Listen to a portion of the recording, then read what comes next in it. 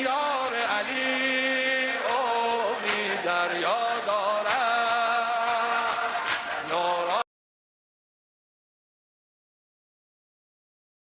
Iran के सर्वोच्च नेता खुमैनी साहब का जिस तरह से अंतिम यात्रा ईरान में निकला हुआ है और ईरान में जिस तरह से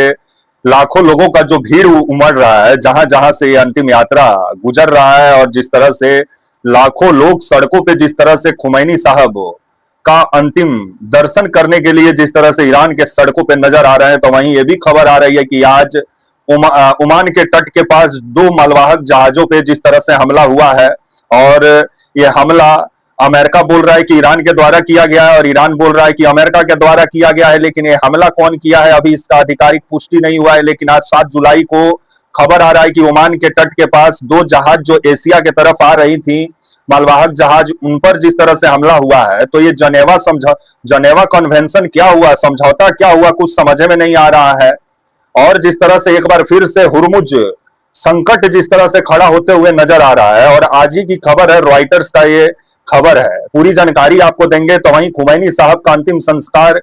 कौन सा शहर में होगा ये भी बताएंगे, वीडियो में अंत तक बने रहिएगा तभी समझ पाएंगे। नमस्कार, मेरा नाम विश्वजीत और आप देख रहे हैं वाक फॉर इंडिया न्यूज। जो अमेरिका और इजराइल आपका ईरान में रिजिम चेंज करने ये लोग गए थे, लेकिन रिजिम तो चेंज नहीं हुआ और ये लोग जिस तरह से मतलब अपना भद पिटवा लिए और ये लोग 2 दिन में ईरान को पूरे तरीके से वहां रिजिम बदल देना था, वहां सत्ता परिवर्तन कर देना था। लेकिन ईरान ने सबक सिखा दिया कि तुम अपने जगह पे महाशक्ति हो, लेकिन एक्चुअल में अगर आप देखिएगा ईरान तो भौगोलिक दृष्टि से मतलब अभी शक्तिशाली ईरान है, क्योंकि ये लोग गए थे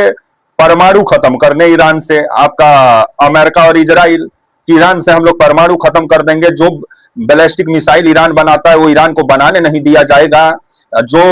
यूरेनियम है उसको जब्त कर लिया जाएगा। जिसके बाद ईरान ने ऐसा हुर्मुज का भंवर में फंसाया अमेरिका और इजराइल को कि बाद में ये लोग को समझ में आ गया कि ना भतवे मिला ना ये लोग को जतवे मिला। अब समझ में नहीं आ रहा है कि अमेरिका और इजराइल करे तो करे क्या, बाद में टेबल पे तो अमेरिका को बैठना पड़ा। इजराइल मान नहीं रहा था, लेकिन बड़ा पापा का बात तो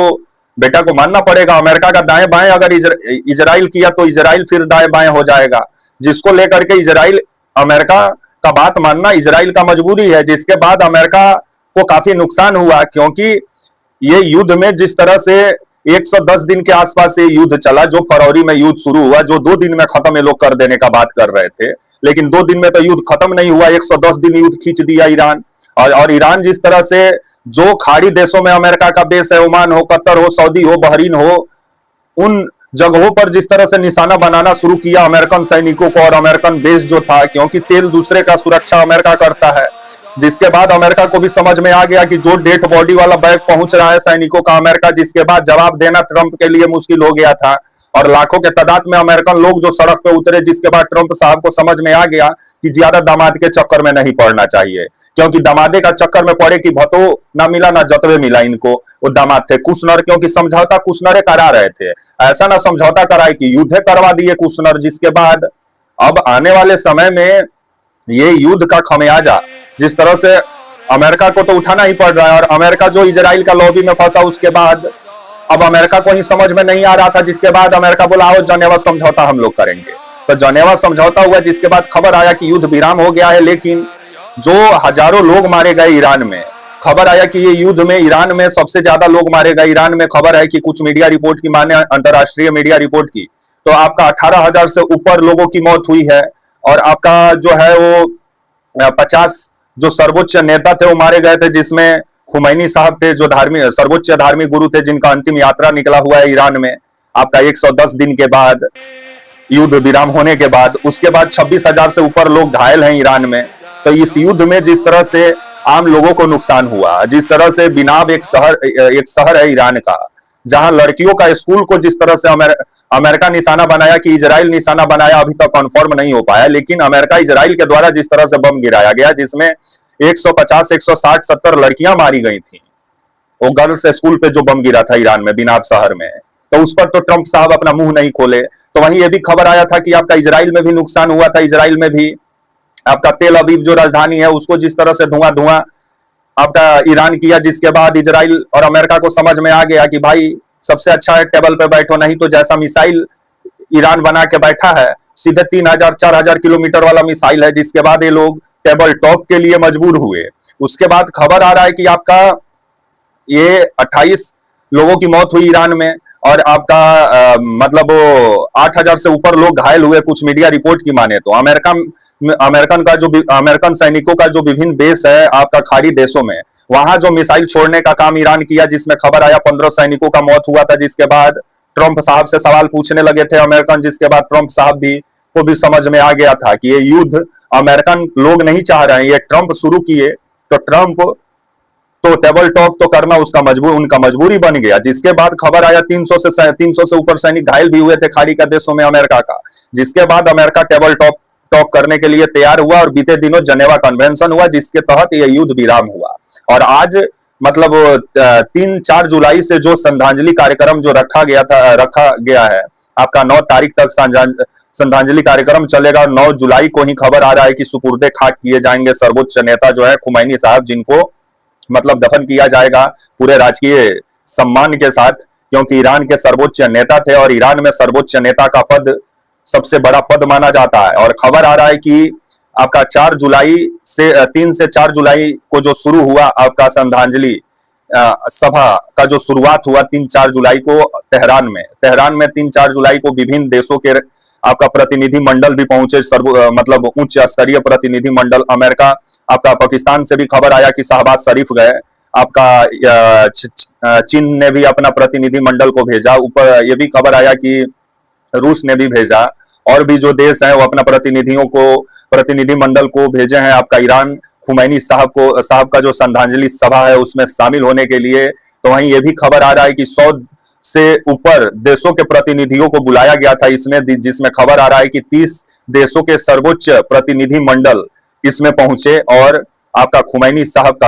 को श्रद्धांजलि दिए। जिसके बाद खबर आया कि भारत के तरफ से भी, विदेश मंत्रालय के तरफ से भी खबर आया था कि ये प्रतिनिधि मंडल को भेजा गया था, उच्च स्तरीय प्रतिनिधि मंडल को, जो खुमैनी साहब का श्रद्धांजलि समारोह में शामिल हुए। तो वहीं कांग्रेस के तरफ से खबर आया था कि सलमान खुर्शीद गए थे श्रद्धांजलि सभा में आपका 3-4 मई को। उसके बाद 3-4 जुलाई को श्रद्धांजलि सभा का आयोजन किया गया था तेहरान में। उसके बाद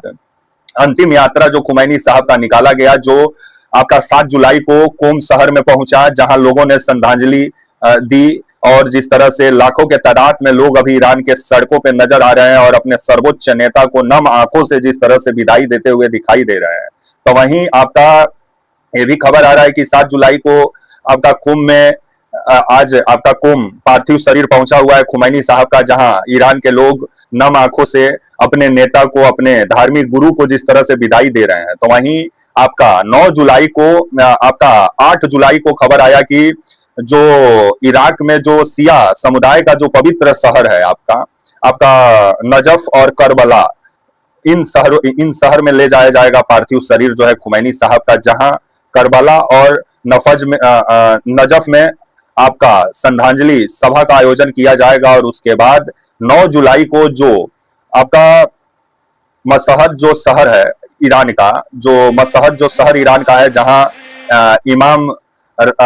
इमाम राजा दरगाह जो है, राजे जो दरगाह है, इमाम दरगाह के नाम से जाना जाता है, यहीं पर उनका अंतिम संस्कार होगा आपका मशहद शहर में 9 जुलाई को खुमैनी साहब का। तो वहीं अभी जिस तरह से खबर आ रहा है कि अभी पूरे ईरान में जिस तरह से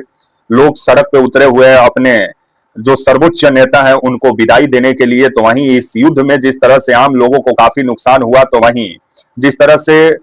ईरान के द्वारा यह भी मांग किया गया है कि जो बम मिसाइल मारकर जो इजराइल और अमेरिका जो ईरान को खंडहर बनाया, उसका नुकसान का भी भरपाई ईरान और अमेरिका के द्वारा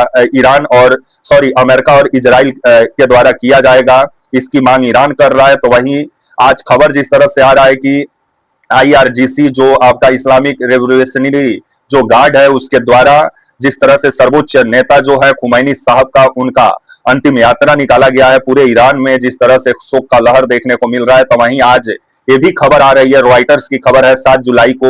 जुलाई की आज ही की खबर है रॉयटर्स का, जहां ओमान के तट के पास 2 मालवाहक जहाजों पे जिस तरह से हमला किया गया है। और यह हमला किसके द्वारा किया गया अभी पुष्टि नहीं हुआ है, अमेरिका किया है कि ईरान किया है, लेकिन ये जो मालवाहक जहाज जो 2 बताए जा रहे थे, ये आपका एशिया के तरफ आ रहे थे, लेकिन कौन सा देश इन जहाजों को जाना था, इसकी अभी जानकारी सामने नहीं आई है। लेकिन शुरुआती रिपोर्ट जो माने रॉयटर्स का, तो ओमान के तट के पास आज ही 7 जुलाई को हमला हुआ है 2 मालवाहक जहाजों पे, जिसमें बाल बाल जो चालक दल थे उनको बचा लिया गया है, जो नाविक थे उनको बचा लिया गया है। लेकिन जो 2 जहाजों पे जो ओमान के तट के पास जो हमला हुआ है, जिसके बाद हुरमुज को लेकर के एक बार फिर से सवाल खड़ा हो गया है कि ये समझौता कैसा हुआ आपका जनेवा में, कि फिर से जिस तरह से हुरमुज